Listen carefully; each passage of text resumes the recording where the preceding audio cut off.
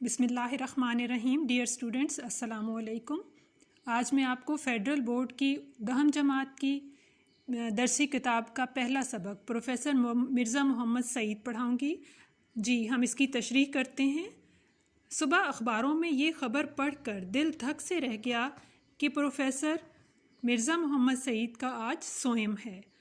آج صبح کی اخبار میں یہ پڑھ کر بہت حیرت ہوئی. دل کو ایک دھچکا سا لگا کہ پروفیسر مرزا محمد سعید کو ہم سے بچھڑے آج تیسرا دن ہے. خاموش زندگی، خاموش موت. یعنی جس طرح انہوں نے زندگی خاموشی سے گزاری، بہت زیادہ لوگوں سے زیادہ تعلقات نہیں رکھتے تھے، اسی طرح اس دنیا سے بھی خاموشی سے چلے گئے. مرزا صاحب کی علالت مزاج یا مرض الموت کی اطلاع اس سے پہلے کہیں نہیں ملی. یعنی ان کی بیماری کی یا ایسی بیماری جو ان کی موت کا سبب بنی، اس کے بارے میں پہلے کہیں معلوم نہ ہو سکا. مرض الموت ہوتا ہے ایسی بیماری جو آپ کو موت کے منہ میں دھکیل دے اور اس دنیا سے انسان رخصت ہو جائے. حد یہ کہ پرسوں وہ رحلت فرما گئے، یہاں تک کہ پرسوں وہ اس دنیا سے چلے گئے، اس دار فانی سے کوچ کر گئے، اور ان کے سینکڑوں دوستوں اور قدردانوں کو اس سانع ارتحال کی خبر تک نہ ہوئی. اور افسوس کی بات یہ ہے کہ ان کے بہت سے چاہنے والوں اور عزت کرنے والوں کو اس غمناک حادثے کی اطلاع تک نہ ملی. سانع ارتحال ہوتا ہے اس دنیا سے چلے جانے کا خوفناک حادثہ. افسوس، اتنا بڑا صاحب کمال ہم میں سے اٹھ گیا. کتنے دکھ کی بات ہے کہ اتنا عظیم شخص، ماہر فن، صاحب کمال ہوتا ہے ماہر فن، ہم سے دور چلا گیا اور اس کی سناؤنی ہم تک نہ پہنچے. سناؤنی سے مراد ہوتا ہے خبر. اس کے بارے میں ہمیں کچھ پتہ ہی نہیں چلا. کتنے بے خبر ہیں ہم لوگ، کس قدر لاپرواہ ہیں ہم لوگ. زندہ قوموں کا یہ شعار نہیں ہوتا، زندہ قوموں کا یہ طریقہ نہیں ہوتا کہ اپنے اہل علم سے غافل ہو جائیں، کہ اپنے علم رکھنے والے لوگوں سے، اپنے دور کے قابل لوگوں سے اس طرح لاپرواہ ہو جائیں. ایسی غفلت مجرمانہ ہوتی ہے، ایسی لاپرواہی کو جرم قرار دیا جاتا ہے. شاید یہ ہماری غفلت ہی کی سزا ہے. یعنی ہماری لاپرواہی کی وجہ سے ہی مرزا صاحب کو یوں ایکا ایکی ہم سے چھین لیا گیا. ایکا ایکی، اچانک، کہ مرزا صاحب کو اچانک ہم سے لے لیا گیا. عالم کی موت عالم کی موت ہوتی ہے. عالم سے مراد ہے پڑھا لکھا شخص، اور عالم دنیا، ساری کائنات. اگر ایک پڑھا لکھا شخص اس دنیا سے چلا جائے تو اس سے مراد ہے ساری انسانیت ختم ہو گئی. ابھی ہم کو اس کا اندازہ نہیں ہو سکتا ہے. یعنی ابھی ہم یہ سوچ نہیں سکتے، ہم اس بات کا ادراک نہیں کر سکتے کہ مرزا صاحب کے رخصت ہو جانے سے ہمارا کتنا بڑا نقصان ہوا ہے، کہ ہمارا کس قدر خسارہ ہو گیا ہے. مرزا صاحب جیسا عالم ہم سے رخصت ہو گیا ہے. اب ان کی عدم موجودگی رہ رہ کر ہمیں ان کی یاد دلائے گی. اب ان کی عدم موجودگی یعنی ان کی غیر موجودگی، ان کا ہم میں نہ ہونا ہمیں شدت سے ان کی یاد دلائے گا، اور وقت کے ساتھ ان کی جدائی کا گھاؤ بڑھتا چلا جائے گا. گھاؤ، دکھ، زخم.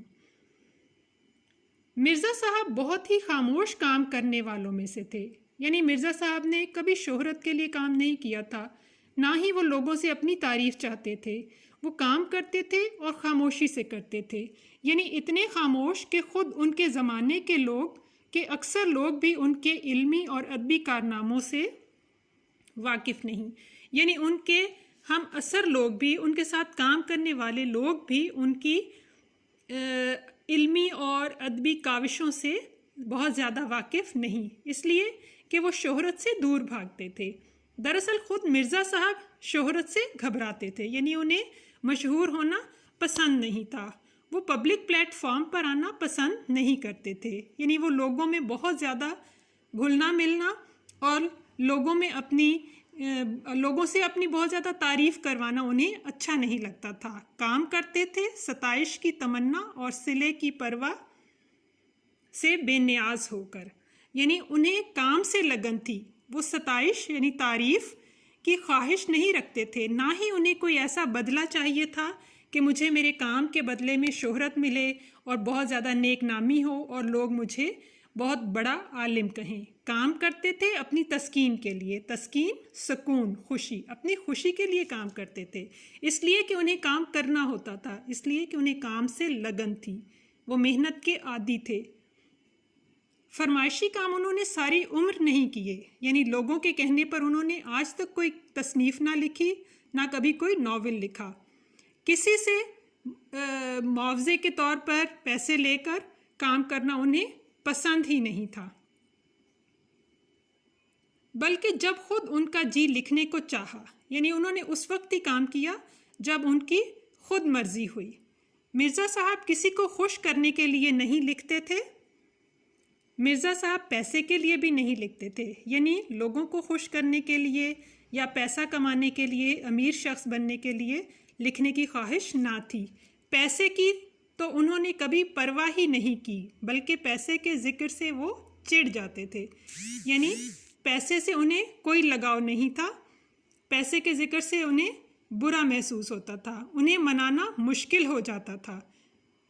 یعنی اگر کوئی شخص یہ ذکر کر دیتا کہ میرے لیے ناول لکھیں یا میری پسند کی تصنیف لکھیں، میں آپ کو معاوضہ دوں گا، تو اس بات سے وہ چڑ جاتے تھے، انہیں یہ بات اچھی نہیں لگتی تھی۔ لاہور کے اکثر پبلشروں نے مرزا صاحب سے کتابیں لکھوانی چاہیں، یعنی لاہور کے کئی کتابیں لکھوانے والوں نے خواہش ظاہر کی کہ مرزا صاحب ان کے لیے کتابیں لکھیں تاکہ وہ پبلش کر سکیں۔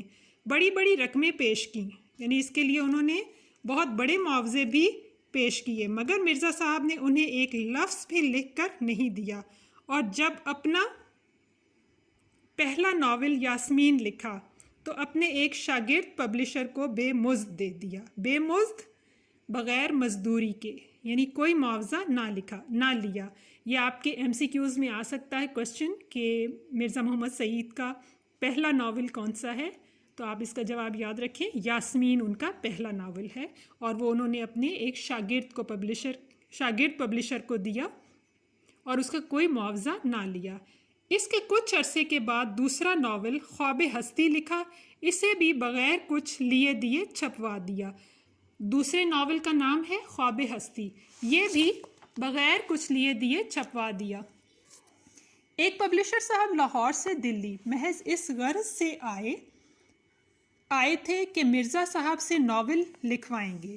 میں نے انہیں سمجھایا کہ مرزا صاحب نہیں لکھیں گے، مگر وہ بڑے بڑے مصنفوں کو خرید چکے تھے۔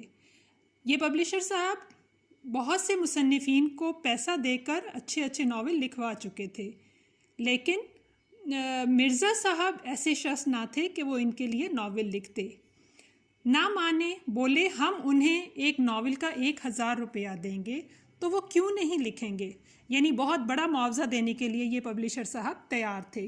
یہ وہ زمانہ تھا کہ 200-250 روپے میں اچھا خاصا ناول پبلشر کو مل جاتا تھا، یعنی کہ ناول چھاپنے کے لیے اچھا خاصا بہتر ناول 200-250 روپے میں مل جایا کرتا تھا۔ چنانچہ مجھے اپنے ساتھ لے کر مرزا صاحب کی خدمت میں حاضر ہوئے، میں نے تعارف کرایا، میں نے ان کی پہچان کرائی بحیثیت پبلشر۔ مرزا صاحب کا ماتھا ٹھنکا، تشویش ہوئی۔ پبلشر صاحب نے چھوٹتے ہی ناول لکھنے کی فرمائش کی، یعنی پبلشر صاحب نے فوراً ہی ناول لکھنے کی خواہش ظاہر کر دی۔ مرزا صاحب بڑے ٹھنڈے مزاج کے آدمی تھے، مرزا صاحب بہت پرسکون طبیعت کے آدمی تھے۔ بولے میرے ناول کے 5000 روپے دیں گے، 10,000 دیں گے؟ مجھے یہ منظور نہیں کہ جو کام کر رہا ہوں اسے چھوڑ کر آپ کے لیے ناول لکھوں۔ یعنی مرزا صاحب نے ناممکن حد تک بات کی، کیونکہ 5 سے 10,000 ایک بہت بڑی رقم ہے۔ مراد یہ کہ مرزا صاحب کسی صورت میں پیسے کی خاطر نہیں لکھنا چاہتے تھے، کیونکہ وہ جو کام کر رہے تھے وہ اپنے کام کو جاری رکھنا چاہتے تھے، اس لیے کہ وہ معاشرے کی خدمت کے لیے لکھنا چاہتے تھے اور اس کے لیے ہی لکھ رہے تھے، وہ پیسے کے لیے نہیں لکھتے تھے۔ 5-10 ہزار کی بات سن کر پبلشر صاحب کی سٹی گم ہو گئی۔ سٹی گم ہو جانا، ہوش اڑ جانا، اور وہ 2-4 منٹ پہلو بدل کر رخصت چاہی، یعنی 2-4 منٹ انہوں نے رخ بدلا، جیسے جانے کے لیے تیار ہیں۔ مرزا صاحب اس زمانے میں اپنی مارکۃ الآراء کتاب مذہب اور باطنیت لکھ رہے تھے۔ یہ بھی آپ کے MCQs میں آ سکتا ہے کہ مرزا صاحب کی ایسی کتاب جو ان کی وجہ شہرت بنی، ان کی مارکۃ الآراء کتاب کون سی ہے؟ تو یہ ہے مذہب اور باطنیت۔ ان دنوں میں مرزا صاحب اسی کتاب کو لکھنے میں مصروف تھے، جسے مکمل ہونے کے بعد ان کے دوست پروفیسر تاجور نجیب آبادی ان سے لے گئے اور لاہور سے وہ کتاب شائع ہوئی، یعنی وہ بھی مرزا صاحب نے اپنے ایک دوست کو شائع کرنے کے لیے دے دی۔ مرزا صاحب کا یہی صرف ایک علمی کارنامہ ہے، مگر ایسا کارنامہ کہ اردو کی اگر 100 عمدہ کتابیں چھانٹی جائیں تو ان میں مذہب اور باطنیت کو ضرور شریک کرنا پڑے گا۔ مراد یہ کہ مرزا صاحب کی تصنیف ایک ہی ہے بہت خاص، لیکن وہ بہت عمدہ ہے کہ اگر اردو ادب کی 100 کتابوں کو منتخب کیا جائے تو یقیناً ان میں ایک کتاب مذہب اور باطنیت ہوگی۔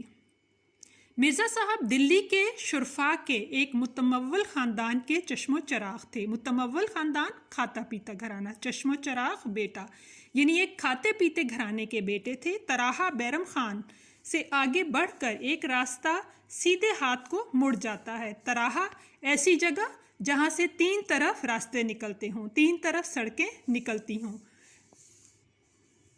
اسی کے نکڑ پر کونے پر مرزا صاحب کا آبائی مکان تھا۔ آبائی مکان، آباء و اجداد کا بنیادی گھر۔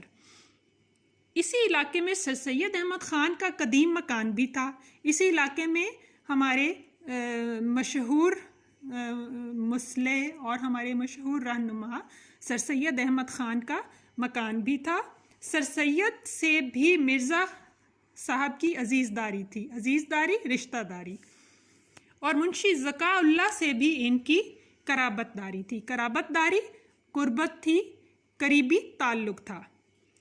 50-60 سال پہلے دلی کے مسلمان شرفاء میں انگریزی تعلیم کو اچھی نظروں سے نہیں دیکھا جاتا تھا، یعنی آج اس دور میں جس وقت یہ تصنیف لکھی جا رہی ہے اس سے 50-60 سال پہلے بر صغیر کے مسلمانوں میں انگریزی زبان کو پسند نہیں کیا جاتا تھا۔ مسلمان سمجھتے تھے کہ شاید انگریزوں کی طرح انگریزی زبان بھی ہماری دشمن ہے، ایسا نہیں تھا۔ اس چیز کا احساس سر سید احمد خان نے مسلمانوں کو دلایا کہ انگریزی صرف ایک زبان ہے اور ایک ذریعہ تعلیم ہے۔ اگر ہم انگریزی سیکھیں گے تو ہم انگریزوں کے ساتھ مل کر انگریزوں سے بات چیت کرنے کے اور اپنا مطمع نظر بیان کرنے کے قابل ہو جائیں گے۔ مگر سر سید نے مسلمانوں کے اس غلط نظریے کی بہت کچھ اصلاح کر دی، یعنی سر سید نے اس غلط سوچ، اس عقیدے کی درستی کر دی۔ اسی زمانے میں دلی کے 2 نوجوانوں نے اعلیٰ تعلیم حاصل کر کے علمی حلقوں میں نمود حاصل کی، اور یہی وہ دور تھا جب دلی کے 2 مسلمان نوجوانوں نے اچھی تعلیم حاصل کی اور علم حاصل کرنے والے لوگوں میں اپنا ایک نام کمایا۔ جیسے میں نے آپ کو پہلے بتایا ہے کہ سر سید احمد خان نے بہت کوششیں کی کہ شرفاء انگریزی تعلیم حاصل کریں، اسی صورت میں وہ انگریزوں کے ساتھ مل کر انگریزوں سے بات چیت کر کے اپنے حالات ان کو بتا سکتے ہیں اور بہتری کی طرف رواں دواں ہو سکتے ہیں۔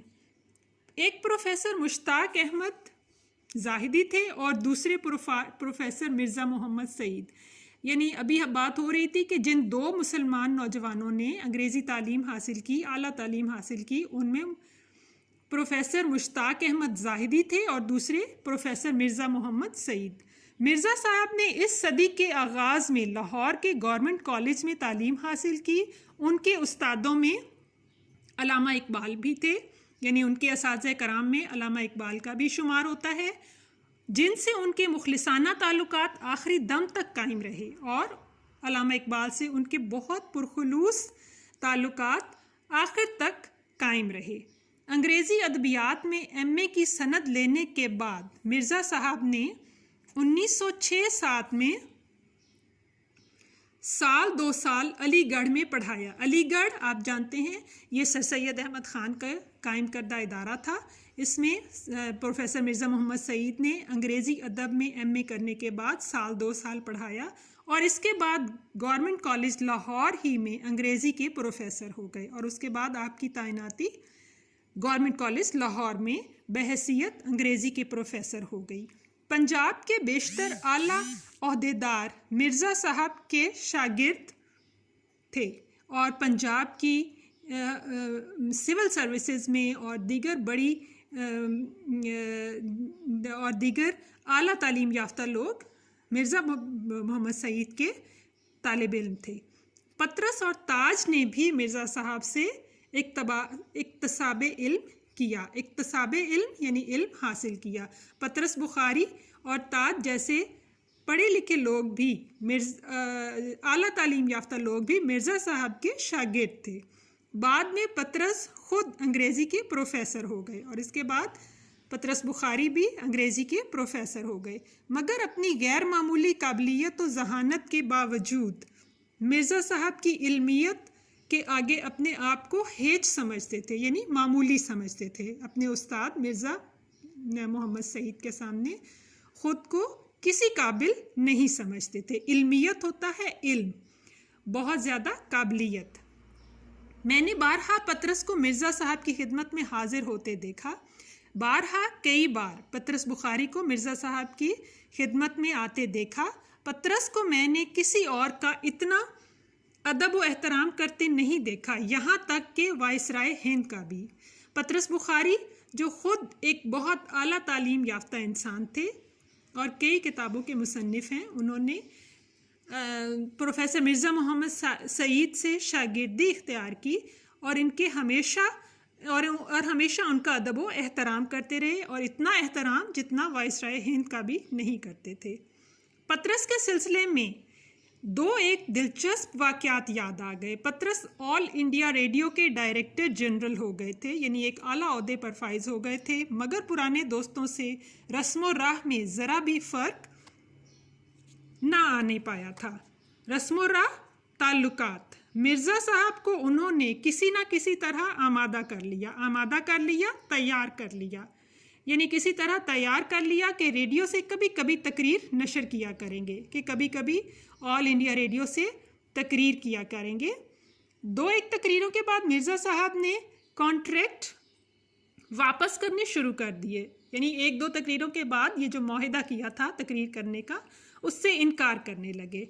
शुदा बात पतरस तक पहुंची। आहिस्ता आहिस्ता ये बात पतरस तक पहुंची। हाजिर होकर वजह दरियाफ्त की, यानी इसकी वजह पूछी कि आखिर आपने क्यों इनकार किया है। मिर्ज़ा साहब ने फरमाया, तुम्हें इस्लाह देने के बाद मुझे ये मंजूर नहीं कि तुम्हारे शागिर्द मुझे इस्लाह दें। चूँकि मिर्ज़ा साहब पतरस बुखारी के उस्ताद थे और जो तकारीर वो ऑल इंडिया रेडियो से नशर करते थे, उसमें अगर पतरस के शागिर्द या पतरस के नीचे काम करने वाले मिर्ज़ा साहब की इस्लाह करेंगे तो यकीनी बात है मिर्ज़ा साहब को अच्छा नहीं लगेगा।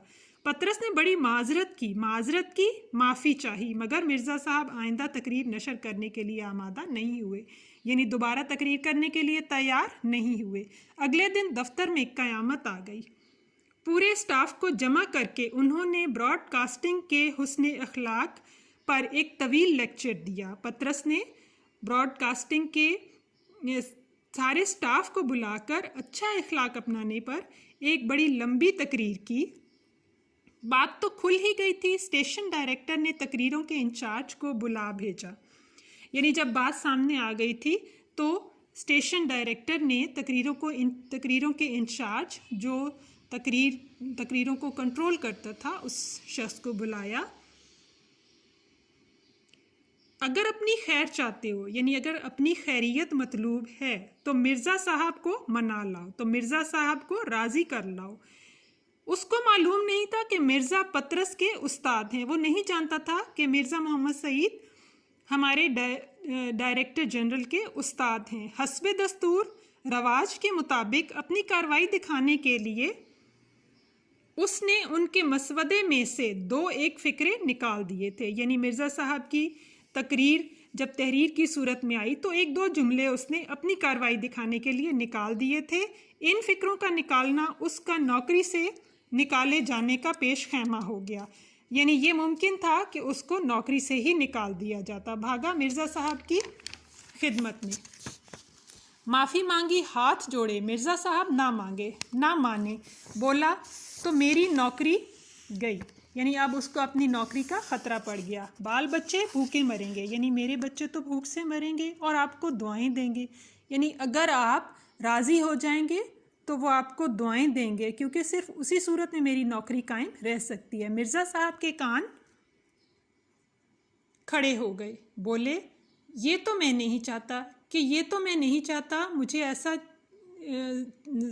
یہ بات مجھے منظور نہیں کہ آپ کے بچے بھوکے مریں اور آپ کی نوکری چلی جائے. اس نے کہا اگر آپ یہ نہیں چاہتے تو کانٹریکٹ پر دستخط کیجئے.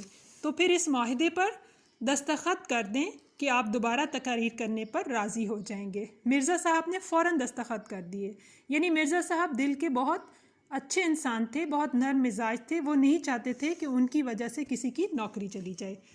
جنگ کے زمانے میں حسن اتفاق سے دلی میں لاہور کے بیشتر ادیب اور شاعر ریڈیو میں یا دوسرے سرکاری محکموں میں جمع ہو گئے تھے.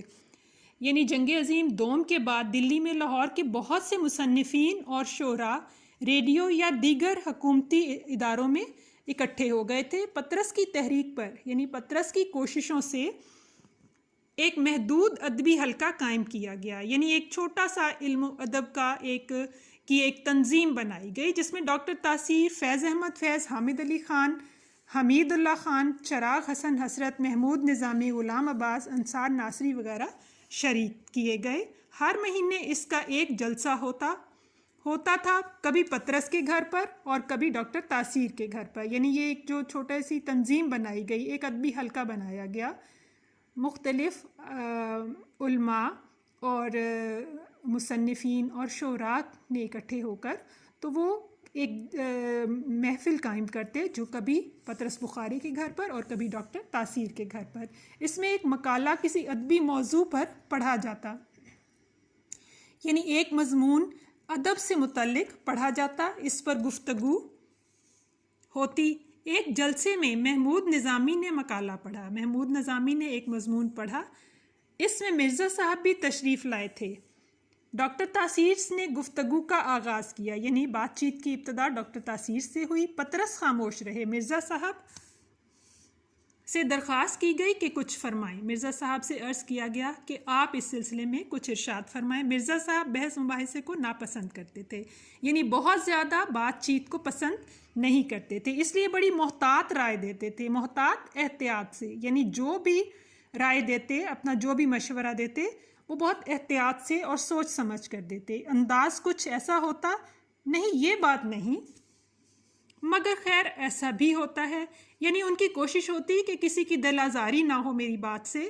اگر کسی کی بات پر تنقید بھی کرتے تو حوصلہ افزائی کے لیے کہہ دیتے کہ ہاں ایسا بھی ہوتا ہے. پطرس کو شوخی سوجھی.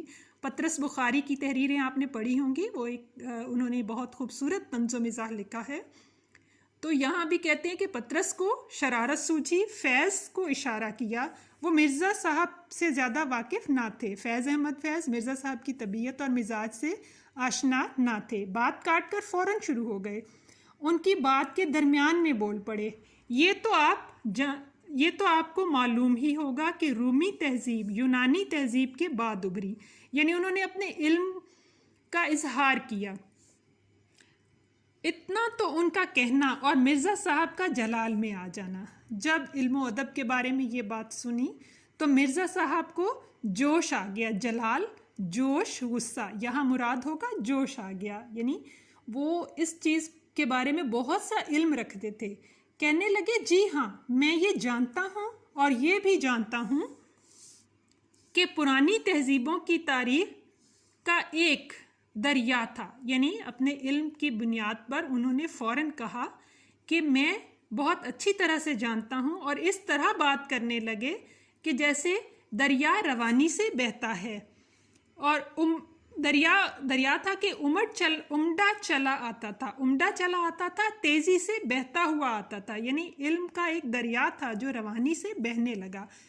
उस दिन मुझे भी अंदाज़ा हुआ, मुसन्निफ कहते हैं कि उस दिन मुझे भी अंदाज़ा हुआ, मैं भी ये सोच सका कि मिर्ज़ा साहब के सीने में इल्म की कितनी दौलत भरी पड़ी है। यानी मिर्ज़ा साहब इल्म का बहुत बड़ा ख़जाना है। फैज़ पशेमानी से बार बार मिर्ज़ा साहब की तरफ देखते थे, यानी कुछ पछतावे के अंदाज में मिर्ज़ा साहब की तरफ देखते थे। पतरस दिल ही दिल में हंस रहे थे, पतरस को दिल में हंसी आ रही थी कि देखा, इसे कहते हैं इल्म का समंदर, कि ये होता है इल्म, बहुत बेशबहा इल्म। हम सब दम बखुद साकत बैठे थे, दम बखुद दम साध कर, खामोशी से बेहिस्सो हरकत, दम बखुद खामोशी से साकत बेहिस्सो हरकत। मिर्ज़ा साहब को आंखें फाड़े देख रहे थे। पतरस ने मिर्ज़ा साहब का जलाल ख़त्म करने के लिए फ़ौरन चाय का सामान रखवाना शुरू कर दिया। खुदा खुदा करके मिर्ज़ा साहब का जलाल रफ़ा हुआ, गुस्सा ख़त्म हुआ। मिर्ज़ा साहब घंटों मुताला करते थे, यानी कई घंटे तक किताबें पढ़ते रहते थे। उनके कुतुब खाने में हर इल्म की किताब मौजूद थी। उनकी कुतुब खाना, लाइब्रेरी, किताबों के ज़ख़ीरे में बहुत सी किताबें मौजूद थी। मुलाजमत दरस व तदरीस ही थी, यानी रोज़ी कमाने का ज़रिया भी पढ़ना पढ़ाना ही था। इसलिए नई से नई किताब पढ़ते रहते। फरमाते थे, अगर मैं इतना मुताला ना करूं, अगर मैं इतना ना पढ़ूं, तो इन अंग्रेज़ प्रोफेसरों के आगे कैसे ठहर सकता हूं, क्योंकि अंग्रेज़ों के इल्म के आगे मैं कैसे उनके साथ मुकाबला कर सकता हूं। पेंशन लेने के बाद भी उनका वाहिद मशगला मुताला कुतब ही रहा, यानी मुलाजमत से फ़ारिग होने के बाद भी वो किताबों का मुताला करते। उनका ये शुगल होता है शौक़, अब तक जारी था। पेंशन का बड़ा हिस्सा किताबें ख़रीदने में सर्फ कर देते, यानी किताबें लेने में ख़र्च कर देते। मिर्ज़ा साहब की ज़िंदगी बड़ी सीधी सादी थी। क्रोफर ठाट बाट से कभी नहीं रहे। ठाट बाट ऐशो इशरत, क्रोफर शानदार ज़िंदगी गुजारना, ऐशो इशरत की ज़िंदगी गुजारना। घर की सवारी हमने उनके पास कभी नहीं देखी, यानी ज़ाती सवारी उन्होंने कभी ना रखी। मैदे के मरीज़ थे, पैदल ज़्यादा चलते थे, सुबह टहलने ज़रूर जाते थे। टहलना, चहलकदमी करना, सुबह की सैर करना। रात को जल्दी सो जाते। खेल तमाशे, सिनेमा, थिएटर कुछ नहीं देखते थे, यानी आम लोगों की तरह उनके ऐसे मशागिल ना थे। खुदा के फजल से घर का आराम उन्हें मुयस्सर था, मिला हुआ था। उनकी बेगम भी अदबी ज़ौक़ रखती थी, अदबी ज़ौक़ इल्म व अदब से का शौक़ रखती थी। 2-1 नावल उनके भी शाया हो चुके हैं, यानी 1-2 नावल उनके भी मंजर आम पर आ चुके हैं। औलाद सादतमंद फरमा बरदार, बीवी सलीका शार, यानी सलीका मंद। पेंशन इतनी के बुढ़ापे में किसी की मोहताजी नहीं, यानी बुढ़ापे में भी उनको अपनी ज़रूरत के लिए किसी से नहीं कहना पड़ता था। खाना सादा, लिबास सादा, रहन सहन सादा। फिर एहतियाज हो तो किस बात की, एहतियाज से मुराद ज़रूरत, फिर उन्हें ज़रूरत हो तो किस बात की। कल्ब दिल मुतमइन्ना, मुतमईन होना, पुरसकून होना, कनात पसंद होना, यानी उनका दिल कनात पसंद था। कनात पसंदी की दौलत उनके पास थी, कनात पसंदी की दौलत से वो माला माल थे। रेडियो पाकिस्तान कराची से 12 साल पहले एक प्रोग्राम दानिशकदा शुरू किया गया, यानी रेडियो पाकिस्तान से एक प्रोग्राम शुरू किया गया जिसका नाम था दानिशकदा। इसमें 4 दानिश्वर अक्लमंद इल्म रखने वाले लोग बुलाए जाते थे। सुनने वालों के सवालों के जवाब फिलबदी दिया करते थे। फिलबदी फ़ौरन, उसी वक्त मैं मेरे सवालात की खिदमत अंजाम देता था। मुसन्निफ़ कह रहे हैं कि मैं सवाल पूछने वाले की हैसियत से या मेज़बान की हैसियत से काम करता था, या मेरा फ़र्ज़ मेज़बानी थी। मैंने सोचा मिर्ज़ा साहब अगर इस प्रोग्राम में शिरकत फरमाना मंजूर कर लें तो इस प्रोग्राम को 4 चांद लग जाएंगे, यानी अगर मिर्ज़ा साहब इस प्रोग्राम में शरीक हों तो इस प्रोग्राम की रौनक बढ़ जाएगी। 4 चांद लग जाएंगे, रौनक बढ़ जाएगी। चनाचा मैं मिर्ज़ा साहब की खिदमत में हाजिर होकर अर्ज़ मुद्दा सुनकर मुतबस्सम हुए। अर्ज़ मुद्दा आने का मकसद सुनकर मुतबस्सम हुए तबस्सुम फरमाया, मुस्कुराए, फरमाया आदमी शोहरत के लिए कोई काम करता है या दौलत के लिए, यानी इंसान के काम करने के दो ही मकासद होते हैं, या रोज़ी कमाना या शोहरत कमाना। मुझे ना इसकी ज़रूरत है ना उसकी, यानी मुझे इन दोनों में से किसी चीज़ की ज़रूरत नहीं है।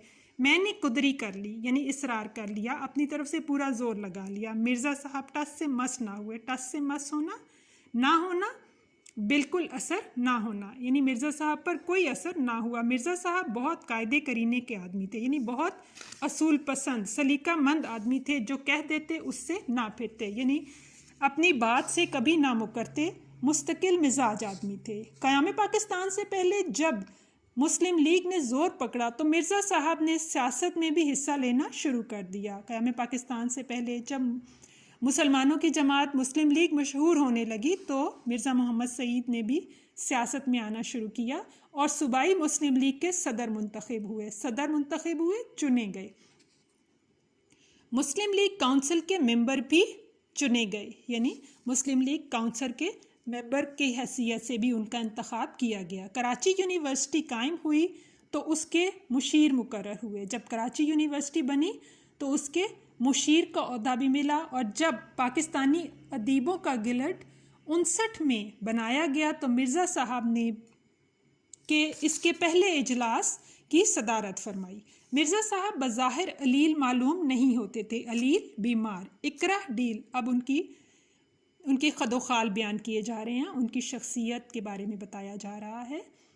इकरा डील यानी कमज़ोर जिसामत, उजला रंग, गोरा रंग, कुशादा पेशानी यानी खुली पेशानी, घनी भवें उनकी घनी भवों के साए में बड़ी बड़ी रोशन आंखें, रुखसारों की हड्डियाँ उभरी हुई, कुतरवा मूछें, हंसते तो सामने के 2-4 दांत टूटे हुए नजर आते मगर बुरे ना लगते, यानी उनकी शख्सियत पर वो टूटे हुए दांत भी भले मालूम होते।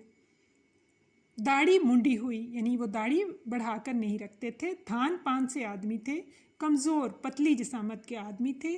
सन 30 में जब मैंने उन्हें पहली दफ़ा देखा तो उनकी उम्र 44-45 साल की थी। मुसन्निफ़ कहते हैं कि जब मेरी उनसे पहली मुलाकात हुई तो उनकी उम्र 44-45 साल की थी। 62 में जब वो 76 साल के थे तब भी वो वैसे के वैसे ही थे, यानी उनकी शख्सियत में कुछ ख़ास तब्दीली ना आई थी। उन्हें ज़माने का शिकवा या सेहत की शिकायत करते कभी ना सुना, यानी अमूमन लोग ज़माने का या सेहत की शिकवे शिकायत करते रहते हैं, उनकी शख्सियत में ऐसा कुछ ना था। हंस हंस कर बातें करते, यानी हंसमुख और खुशमिजाज आदमी थे।